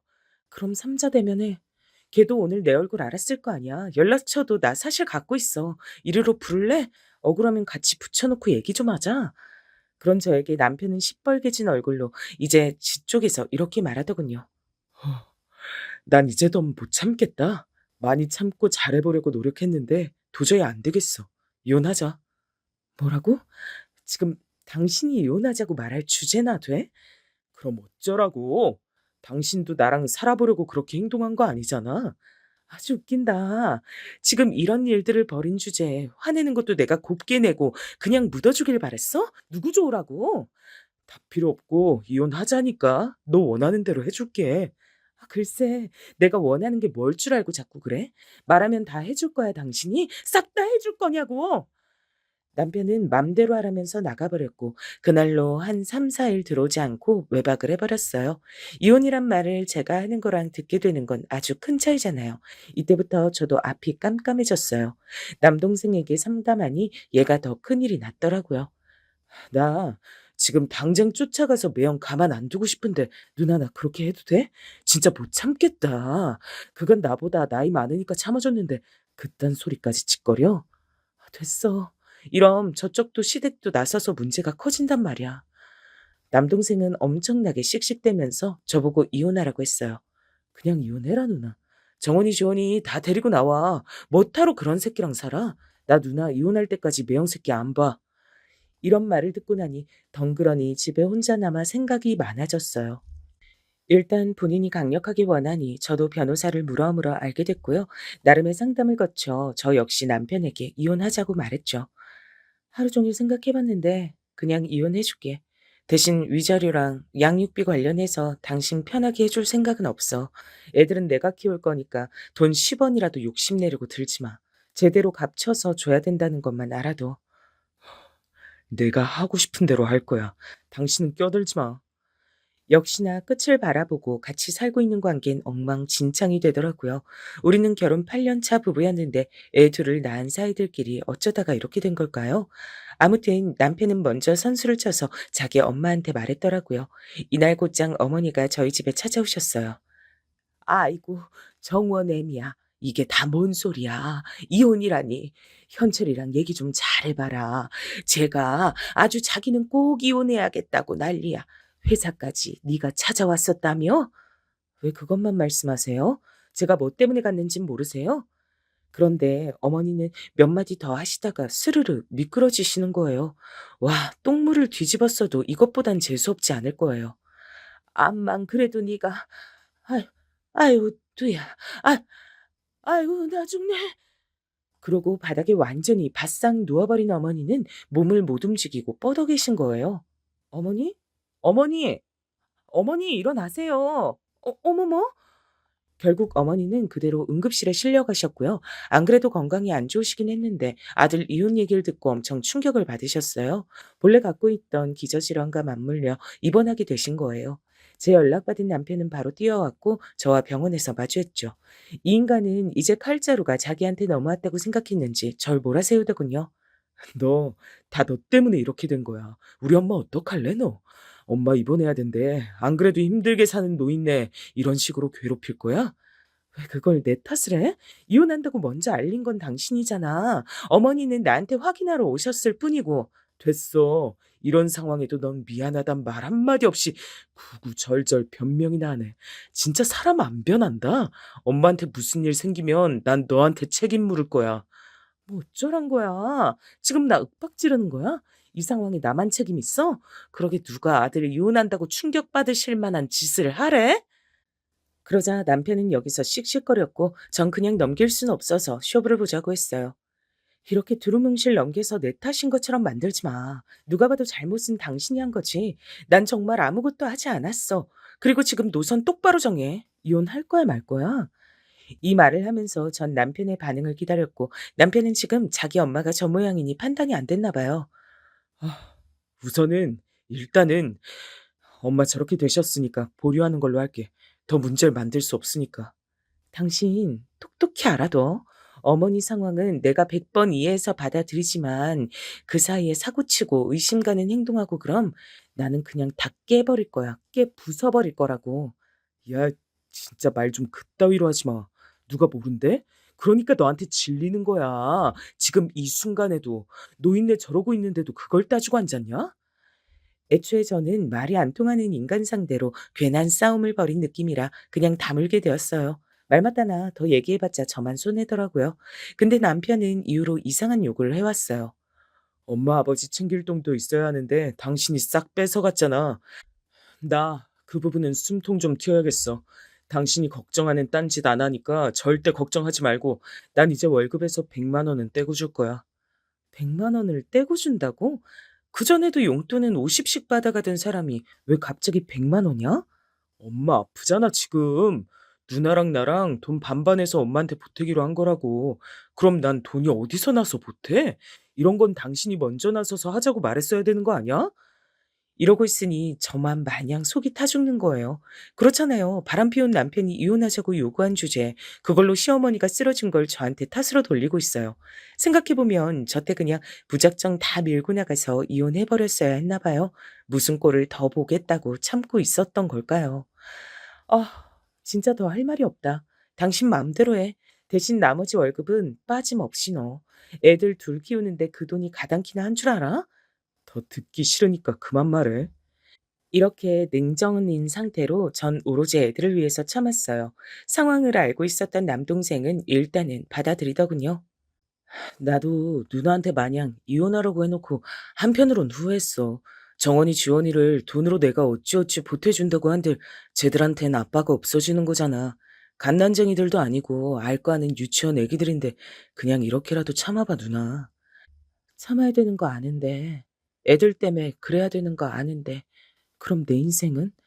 나는 그냥 이렇게 인간 현금 지급기만 옆에 놔두고 계속 묶여서 살아야 되잖아. 아이, 말을 또 뭐 그렇게까지 해. 그렇게 생각하지 마. 가정을 위해 누나는 큰 희생을 치른 거야. 그런데 그 희생을 전 하고 싶지 않았어요. 제가 나쁜 엄마일지 모르지만 이미 딴 여자에게 푹 빠져 있는 남자를 애들 아빠랍시고 한 집에 살고 그 어머니 건강까지 제가 신경을 써야 하다니요. 당시 저는 한층 예민해져 있었고 당연한 일이지만 남편을 향한 미움은 상당히 컸어요. 그래서 뭘 하건 간에 주시했고 계속 감시하게 됐답니다. 밤에 잠든 남편 휴대폰을 들여다보던 저는 스스로 저의 이런 모습이 너무 비참하고 기구하게 느껴졌어요. 심지어 이날 남편에게 걸리기까지 했으니까요. 야, 너 진짜 가지가지한다. 뭐 하는 거야? 뭐 단서라도 잡아서 고소라도 하게? 요즘 그렇게들 한다며. 내가 그 꼴을 당하고 또 그럴 것 같냐? 그 그게 그러려던 게 아니라 저기 알람이 울리는 것 같아서. 거짓말도 알아먹게 좀 똑똑하게 해라. 내 핸드폰인데 내가 모르겠어? 이 새벽에 내가 왜 알람을 맞춰 놔? 도둑도 아니고 왜 남의 핸드폰을 몰래 훔쳐보냐고. 결국 저는 이때 건진 것도 없이 남편에게 망신만 당했고 이제 남편은 더 주의를 기울여서 뭔가 숨기겠지 싶었어요. 사실 누가 보면 제가 과민하고 공연한 의심을 하는 것처럼 보일 수도 있는데요. 아니에요. 남편 차에서 웬 여자 머리끈을 발견했었거든요. 정원이 열나니까 지금 빨리 소아과. 잠깐, 이거 뭐야? 웬 리본 머리끈이 있어? 아, 그 내놔 이리. 뭐야? 너 아직도 만나냐, 상미? 애들 앞에서 못하는 소리가 없어. 외근 갈 때 당신도 아는 그 부장님이 차에 타신 것뿐이야. 아, 날 주던지 쓰레기통에 버리던지 해. 진짜 숨 막혀서 못 살겠네. 남편은 갈수록 날카로워졌고 우리는 사사건건 싸우게 됐어요. 어머니가 입원하셨다가 퇴원을 하셔서 집으로 가시고 어느덧 한 달이 지났는데도 말입니다. 어머니는 그 뒤로 저한테 연락은 안 하시는데 남편은 계속 절 쪼더라고요. 엄마가 너 한동안 보기 불편하대. 그렇게 독하게 애들 두고 이혼하려고 하냐고. 엄마랑 나한테서 애들 뺏어가려는 거 너무 무섭대. 나도 한 잘못이 있어서 당신 탓만 하진 않지만 암튼 당신도 알고는 있으라고. 이러니 이 상황에선 완전히 제가 가해자가 돼버렸어요. 진짜 바보 같은 상황 맞는 거죠. 그런 와중에 우리 친정에 행사가 생겼어요. 이렇게 남편과 사이 나쁘고 제 마음이 불안할 때 우리 식구 쪽 경조사가 있으면 참 곤란해져요.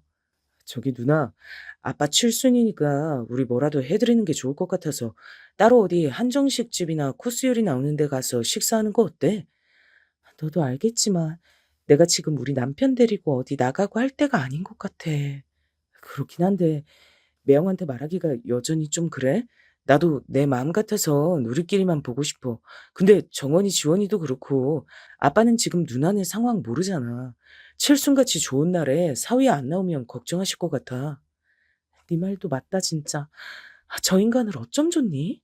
차라리 화끈하게 이혼해버렸으면 이런 고민도. 아니야. 애들이 또 걸리네. 정말 이러지도 저러지도 못하고 이게 뭐야. 그래서 전 이날 저녁 절 의식해서 일찍 들어온 남편에게 이 말을 털어놨어요. 솔직히 자기 엄마 아플 때 저도 이혼 얘기 안 했고 그냥 덤덤하게 흘러가고 있던 중이었으니까요. 앞만 봐도 전적으로 제가 손해보고 있는 입장이라 남편이 어느 정도 배려해 줄 거라고 저만 멍청하게 믿었나 봐요. 그래서 말인데 이번에 상현이가 한정식집 괜찮은 곳으로 예약하려고 한대. 아빠는 늘 대충 싼 거 먹자고 하는데 칠순이니까 그냥 밖에서 먹으려고. 대신 가족별로 얼마씩 보태려고 해. 상현이랑 나 둘이 합쳐서 300 하려고. 식사값 외에 선물도 드려야 되니까.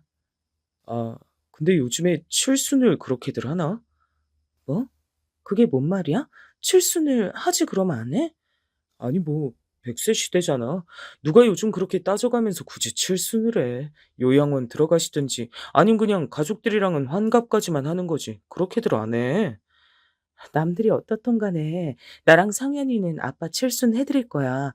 다른 것도 아니고 생신인데 그 정도 할 수 있는 거지. 그런데 남편이 똥 씹은 얼굴로 반응이 영 엉망인 거예요. 돈 없다고 그렇게 나 물어뜯더니 어디 비상금이라도 좀 있나 봐. 처남이랑 150만 원씩이나 반땡에서 돈을 보태고. 아니다. 혹시 당신이 200 내는 건 아니야? 뭐야? 내가 돈이 어딨어. 안 그래도 어제 월급 들어왔으니까 거기서 빼려고 물어보는 거야, 지금. 당신도 어머니 병원비 된다고 100 가져갔잖아. 난 내 앞으로 받는 용돈도 없고 이달만 그렇게 빼가려고 말하는 거야. 상황은 알겠는데 이렇게 갑자기 그냥 말해서 가져가는 게 어딨어? 나도 이래저래 빡빡한 사람이야. 이렇게 우리 둘은 정말 치사하고 더럽게 돈 갖고 특히 부모님 문제를 두고 엄청나게 실랑이를 벌이게 됐어요. 어쩜 인간이 이럴까요? 내가 이번엔 보태주도록 하는데 나도 이제 못 참겠어. 너 돈 쓰는 내역 조목조목 보고해. 왜 나만 이렇게 돈 벌어다 주고 얼마 쓰지도 못하고 다 뺏기면서 살아야 돼? 그동안 바람핀 이유로 말 섞기 싫어서 냅뒀더니 진짜 정도를 모르네. 진짜 몰라서 묻는 말이야? 이러면서 우린 엄청나게 다퉜어요. 아빠 생신을 한정식 집에서 하고 선물도 사드렸지만 제 마음은 시작부터 너무 괴로웠답니다. 억지로 웃어가면서 아빠 비위 맞춰드렸는데 문제는 이 인간이 끝에 가서 또 사고를 쳐버린 거예요. 그날 제 남동생에게 붙들려 나온 남편을 보며 전 이날이야말로 이혼할 날인가 생각했답니다. 네. 저 진짜 오늘 이런 건 경우가 아닌 것 같네요. 오죽하면 제가 형을 데리고 이렇게 밖으로 나왔겠습니까? 약주하시면 곱게 드시지 왜 우리 아빠 생신날 목소리를 높이세요? 나 안 취했어. 누가 취했다 그래? 아니 장인어른이 먼저 내 속을 긁으셨잖아. 갑자기 연봉은 왜 물어보시는데? 그래, 저남 돈 많이 벌어서 좋겠다. 아니 형, 진짜 왜 그러세요? 이젠 저한테 불만 있으세요? 이날 남편은 술 마시다가 갑자기 우리 아빠 말에 딴지를 걸었고 옆에 있는 고모들이 놀라서 일어나고 큰 고모부와 제 남동생이 이런 분위기를 말리며 뜯어냈어요. 그러니 제가 얼마나 착잡했겠나요. 돌아오는 길 큰 고모한테 전화가 왔는데 너무 속상한 거예요. 조카 사위 얼굴은 말짱하게 생겨가지고 되게 버릇이 없더라. 아주 올 때부터 눈이 맛이 갔더만. 니네 사이에 뭐 문제 있는 거 아니지? 별거 아니에요, 고모. 걱정 끼쳐드려 죄송해요. 저는 마음속에 큰 고민이 있음에도 불구하고 이 좋은 날 우리 가족들 기분을 위해 참았어요. 그게 얼마나 서글프고 사람을 괴롭히는 일인지 우리 남편은 모를 거예요. 이 일을 겨우겨우 묻어두고 있던 차 우리 아빠랑 동갑내기이신 아버님의 칠순이 다가오게 됐어요. 사실 전 아빠 칠순 때도 시아버지 칠순 때는 어떻게 하려고 될지 궁금했었어요. 근데 남편이 정말 뻔뻔스럽게 말을 하는 거예요. 이게 말이 된다고 보시나요? 엄마 아픈 거 이제 나았고 아버지도 형제들 중에 제일 먼저 하는 칠순이라 조금 느낌이 달라서 누나랑 얘기했어. 호텔 알아보고 있다더라고. 뭐야? 아, 아니야. 됐어. 그러든지 말든지. 그러든지 말든지? 지금 그게 할 말이야? 그럼 내가 뭐라고 대꾸해줘야 하냐? 남의 아버지 칠순잔친 그렇게 죽도 밥도 안 되게 다 만들어 놓고 난 왜 네 아버지 칠순 가서 꽃 흔들고 잘 보여야 돼? 말본새 하곤 진짜. 내가 아니 됐고 암튼 이건 내 의견이 아니야. 누나랑 얘기한 거니까 누나랑 말해봐봐. 네 누나니까 네가 얘기해. 왜 나보고 얘기하라 그래? 나 빼고 둘이 결정한 거잖아. 왜? 형님이 나한테 제안하는 얘기면 내가 거절 못할 줄 알지? 근데 어쩌냐? 난 딱 잘라서 못한다고 말해버릴 건데? 생각해보면 이 사이에 껴있는 애들이 뭔 죄라고 둘이 그렇게 피 터지게 싸웠을까요? 매일 밥 먹듯이 숨만 쉬어도 싸울 정도면 빨리 갈라서는 게 답이에요. 같이 살면서 서로 죽일 듯 싸워대는 부모를 보느니 조금 궁핍하고 외로워도 한쪽 부모랑 사는 게 낫지 않나요? 그런데 이 인간은 정말 여자들이 지탱해주는 힘이 없으면 못 살아가는 인간인가 봐요. 고세치 누나한테 일러 바쳤거든요. 평소 신우와 잘 연락 안 하고 사는데 이때 참으로 오랜만에 전화를 받았어요. 올케, 아빠 칠순하는 걸로 우리 현철이랑 좀 사이가 안 좋은가 봐. 무슨 일 있어? 저번에 엄마 일도 있고 대충 듣긴 했는데 올케 왜 자꾸 일을 이렇게 만들어? 아버지 생신하자는 게 그렇게 잘못된 거야? 그게 아니라 이게 제가 왜 형님이랑도 이렇게 말해야 되는지 모르겠네요. 이건 저희 부부 일이라 그냥 이렇게 정리할게요. 둘이만 해결할 게 아니라 어른들이 엮여 있으니까 그렇지. 옳게 나랑 좀 만나서 얘기하는 게 어때? 저 두고 얘기하지 마시고 그냥 결정하신 대로 하세요. 남편은 이미 돈 보태기로 마음 먹었던데 저랑 얘기하셔서 뭐 하시려고요? 와, 옳게 자꾸 말 그런 식으로 할래? 나 저번 일도 있는데 지금 되게 참고 있는 거야. 그런 식으로 우리 아빠 생신 불편하게 만들 거야? 며느리 하나라고 있는데 우린 부담 줄여주려고 둘이 알아본 건데 왜 이래 진짜? 이러니 저는 신우랑도 원수지고 싸우게 됐고요. 남편은 아주 막가기로 마음먹은 건지 이날 저녁에 쫓아 들어오자마자 기가 차게 싸웠고요. 인간이 한번 이상한 길로 빠지더니 갈수록 저에게 함부로 하더라고요. 애들 아직 안 자는데 뭐 하는 짓이야? 이거 깨부순 거 당신이 다 물어내. 너 진짜 아버지 생신 끝나기만 해봐. 너랑 다 끊어버리고 이혼할 거야. 각오해. 누가 보면 내가 바람 피운 줄 알겠어. 하던지 말던지 맘대로 해. 왜 지금은 이혼 안 하는데? 아버님 때문에? 이게 진짜. 그러면서도 이 인간은 진짜 지 아버지 칠순 때문에 슬쩍 쫄렸는지 더 뭐라 하려다가 참는 눈치였어요. 하필요. 누가 배를 정신없이 눌러대는 거예요. 아랫집에서 올라온 건가 했는데 글쎄 우리 친정 아빠가 오신 거 있죠. 생전 잘 들리지도 않으시던 분이 과일 챙겨서 이날따라 오시다니요. 이게 무슨 분위기냐? 왜 이래? 아, 아니에요, 아빠. 별일 아니에요. 집안 꼴이 이게 뭐야? 이건 왜 다 내전져 있고 현관문은 왜 이러냐? 애들 키우는 집이 왜 이래? 그, 뭐 옮기다가 이렇게 됐어요. 저기, 당신 얼른 인사드려. 네, 장인어른 오셨어요? 저희 아빠는 눈치가 빠른 편이셔서 이때 분위기를 보고 대충 눈치채신 것 같았어요. 근데 이 인간이 갑자기 자리를 피하는 거예요. 저기, 저는 회사 일이 있어서 잠깐 나가보겠습니다. 편히 계세요. 이러고 후다닥 옷을 챙겨서 나가버리고 현관 어질러진 거 치우지도 않고 나갔어요. 그러니 아빠 표정이 영 안 좋으신 거예요. 전 이때 그만 못 참고 눈물이 줄줄 흘러내렸고 그때 아빠 얼굴을 생각하면 지금도 너무 가슴 아파요. 제 얼굴 구석구석을 다 훑어보시면서 왜 그러냐고 하시더군요. 너 왜 그래? 무슨 일 있는 거 맞지? 박서방이랑 왜 그러냐? 이거 뭐 설마 던지고 그런 거냐? 아빠, 아빠, 나 너무 힘들어, 힘들어. 저도 참 그때 왜 그랬을까요? 우리 아빠를 보니까 나한텐 더할 나위 없이 사랑 주고 이뻐해 주는 우리 아빠라 그만 터져버린 것 같아요. 더 이상 숨기기도 힘들겠다 싶어 엉엉 울면서 말을 해버렸답니다. 아빠, 저 사람이 있잖아. 아빠한테 말 안 하려고 했는데 아빠 걱정할까 봐. 뭔데 그래? 아빠한테 다 말해봐. 괜찮으니까. 아빠도 알아야지. 아빠, 이 사람이 나보고 이혼하재. 그러자 아빠는 적잖이 충격을 받아 벙치신 얼굴이었어요. 갑자기? 아니 이게 뭔 소리래? 애들 장난이냐 이혼이? 그래놓고 애들은 지 마누라한테 맡겨두고 저렇게 나간 거야? 이혼하재. 응. 지금도 자기는 아빠 생신 그따위로 해놓고 시아버지 생신 비싸게 한다고. 내가 너무 서러워서. 여기까지 들은 아빠는 어떻게든 수습을 해보고 싶으셨던 건지 조금 안쓰러워하시면서도 달래시더군요.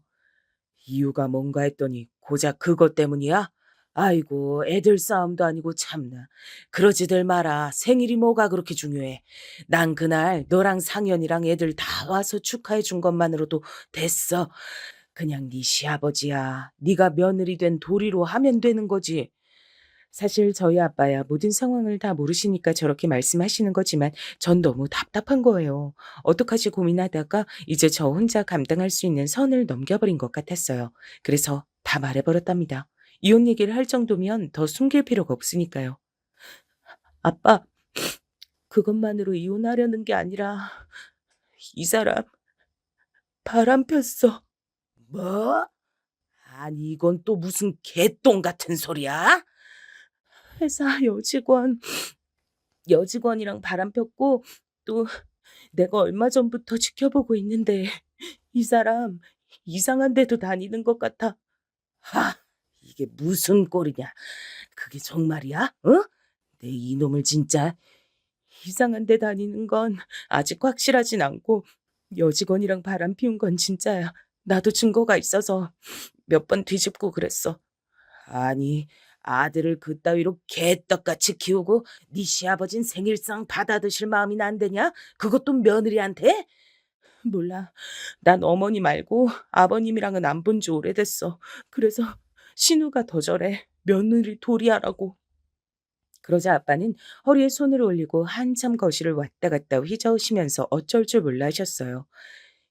이 잡것들을 진짜. 너 이렇게 된 거 다 말해봐. 네 시댁도 알아? 지 아들놈 저러고 있는 거 다 아냐고. 알아. 어머니는 아셔. 그래서 우리 이혼한다고 하니까 들어누우시고 아무튼 상황이 그래.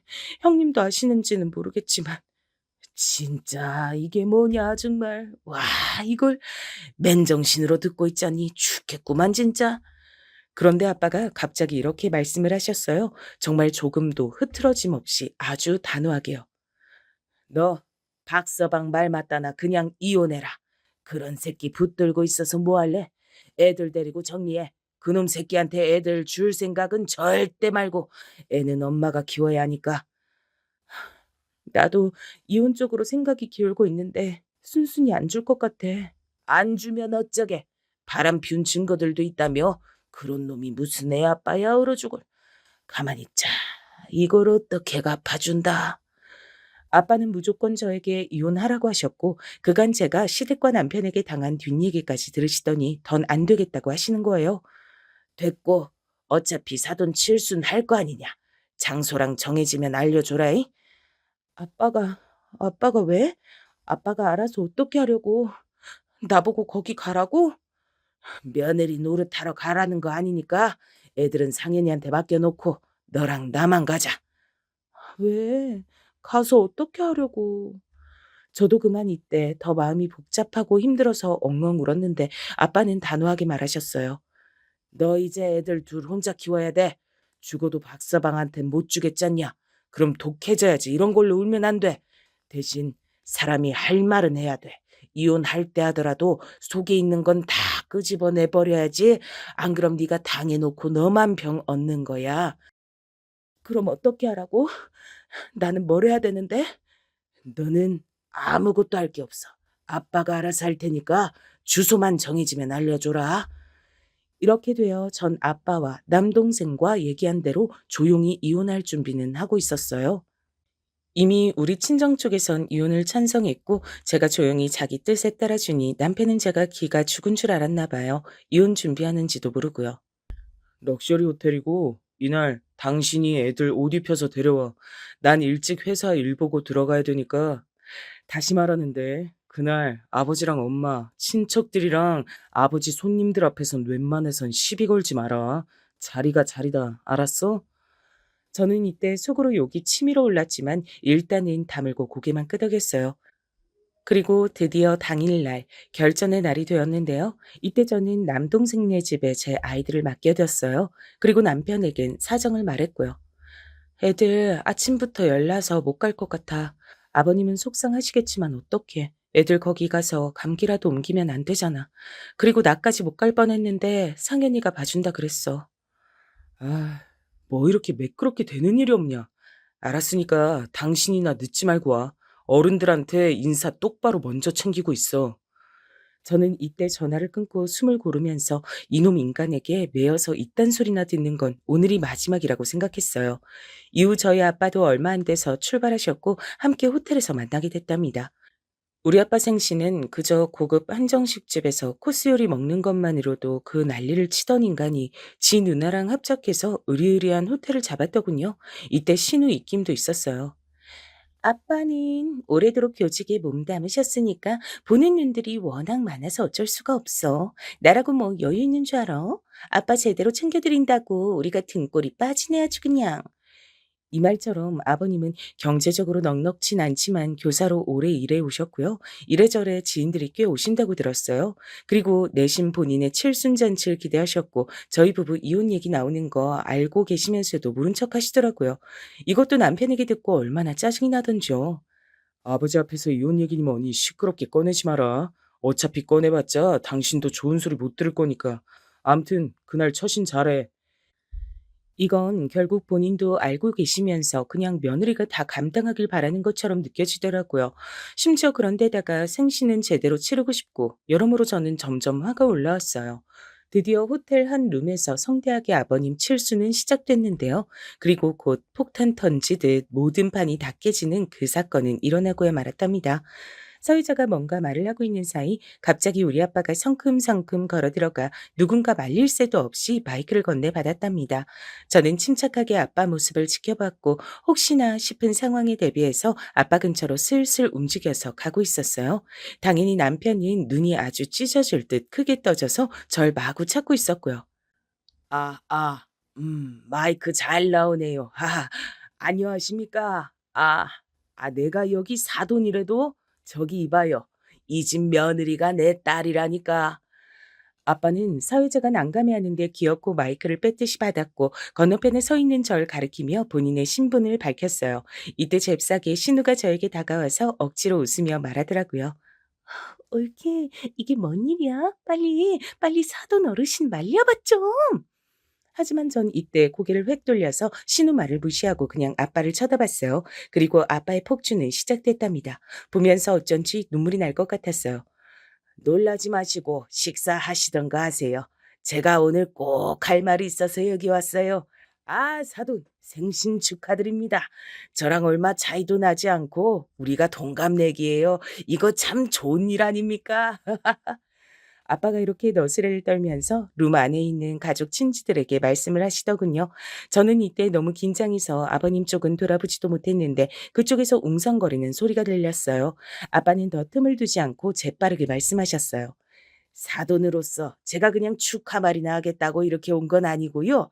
사람이 어떻게 좋은 말만 듣고 삽니까? 쓴소리도 듣고 살아야죠. 오늘은 쓴소리 좀 하러 왔습니다. 사돈, 저랑 눈 좀 맞추시죠. 그러니 이때 남편이 제 옆에 쓱 다가와서 빨리 말리라고 재촉하길래 저도 인상을 팍 써버렸어요. 보는 눈이 있으니까 더 함부로 못 대하더군요. 사돈, 칠순 맞도록 사회에 공헌하신 거 많은 거 합니다. 그런데 어째 자식 농사는 그래 지으셨습니까? 안사돈한테만 너무 맡겨두셔서 버릇없이 저 모양으로 큰 건 아닙니까? 어째 아들놈을 저래 호로 참놈으로 키우셨어요? 이러니 마치 중간에 무슨 스프링클러 사고라도 나서 다들 도망치고 소리 지르는 양 엄청나게 웅성웅성거리는 소리와 혼란이 시작된 거예요. 사회자도 당황해서 마이크를 뺏으려는데 아빠는 그냥 쭉 크게 말하셨어요. 가만히 있어봐요 좀. 아니 우리 사위가 말이야. 저기 우리 딸 옆에 서 있는 사위 있잖아요. 저놈 새끼가 우리 딸내미 두고 바람을 피워댑니다. 그래놓고 적반하장으로 이혼하자고 떼를 쓰고 그래서 지 엄마 안 싸돈 쓰러진 걸 우리 딸 탓을 하네요. 이게 말이 되는 일입니까? 이러니 일제의 시선이 정말 웃기게도 서의자조차도 제 남편을 본능적으로 쓱 쳐다보더라고요. 남편은 이때 얼굴이 시뻘개져서 자리에 확 앉아서 얼굴을 양손으로 급히 가렸죠.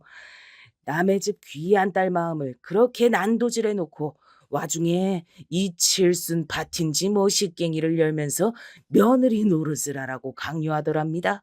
거기 사돈처녀, 사돈처녀도 같이 그랬다면서? 그럼 둘 다 같이 혼나야지. 어째 우리 딸보다 더 나이도 많으면서 그렇게 못돼 처먹었어? 동생이 마누라 두고 바람 폈으면 누나가 때려서라도 가르쳤어야지. 지 마누라 괴롭히는데 더 뒤에서 재촉하면 어떡해? 이쯤에서 사회자가 무마하겠다고 사정하며 마이크를 제지했고 아빠는 그러고 곧장 앞문으로 나가버리셨어요. 저도 그 모습을 보고 바로 스르륵 앞쪽으로 쏜살같이 나가서 사람들이 쳐다보던 말던 재빠르게 나갔죠. 그러고 아빠랑 같이 후다닥 빠른 걸음으로 호텔을 빠져나갔고요. 그리고 아빠 집까지 무사히 택시 타고 집으로 갔네요. 그 뒤의 상황은 모르겠지만 다들 뭐 그런 내용을 듣고 멀쩡히 축하하고 할 수는 없었던 모양이에요. 신우가 저에게 손해배상 청구를 하겠다며 난리를 쳤거든요. 올케, 너 때문에 우리 아빠가 얼마나 개망신당한 줄 알아? 우리가 왜 쥐어짜내서 호텔에서 했는데 아빠 지인들 좀 높으신 분들도 많고 현철이도 좀 이어주려고 별의별 생각들이 다 있어서 이렇게 한 건데 이거 어떻게 책임질 거야? 진짜 올케 친정 아버지 사돈 어르신 머리가 어떻게 된 거 아니야? 좌우지간 당장 얼굴 비춰 우리 집 와서 무릎 꿇고 빌라고 이거 어떻게 수습할 거야? 수습 같은 소리하고 앉으셨네요. 제가 형님한테 형님거리면서 존댓말하는 건 오늘이 마지막인 줄 알고 계시고요. 전 외도하고 이상한 짓까지 하는 잡놈이랑 못 살아요. 다 참아주고 살았더니 더 드럽게 굴던데. 형님, 오늘 말씀 아주 잘하셨어요. 손해배상이요? 그거 제가 형님 남동생한테 싹 다 걸어버릴 예정이니까 기대하세요. 저는 그간 증거로 갖고 있던 것들과 함께 조금 늦은 바가 있지만 상간 소송도 진행했고요.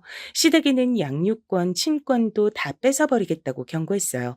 이러니 신우도 저에게 안 통하고 어머니는 더더욱 힘이 없고 나중에 아버님이 전화하셨지 뭐예요.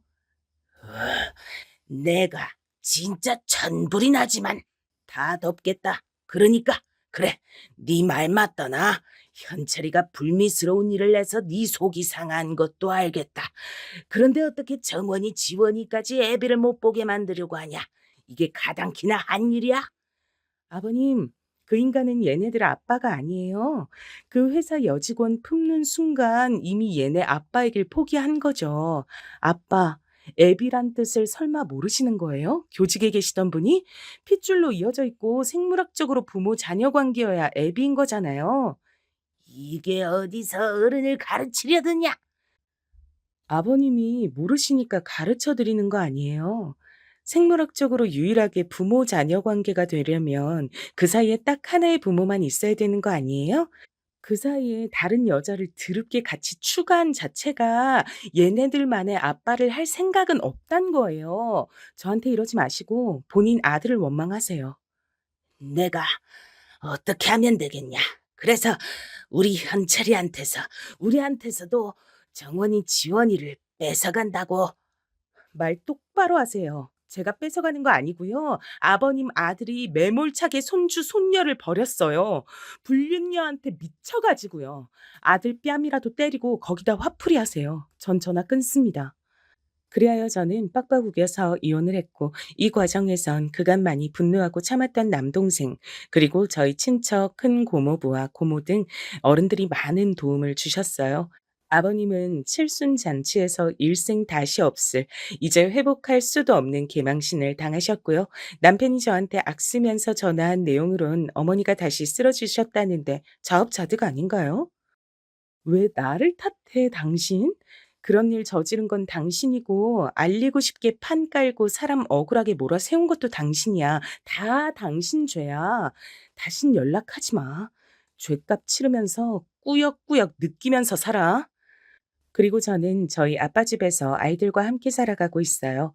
아빠도 정년이 되어 집에서 쉬게 되신 지 몇 년 안 되셨는데 제가 소일거리로 얼마 용돈을 드리고 있고요. 애들이 아빠를 초반에 좀 찾아서 마음이 아프긴 했지만 그래도 이제 더는 싸우는 꼴, 엄마가 밤마다 울고 쓰러져서 링거 맞고 하는 꼴을 안 보여줘도 되니까요. 힘든 점이 아직도 많지만 그래도 열심히 살아볼랍니다.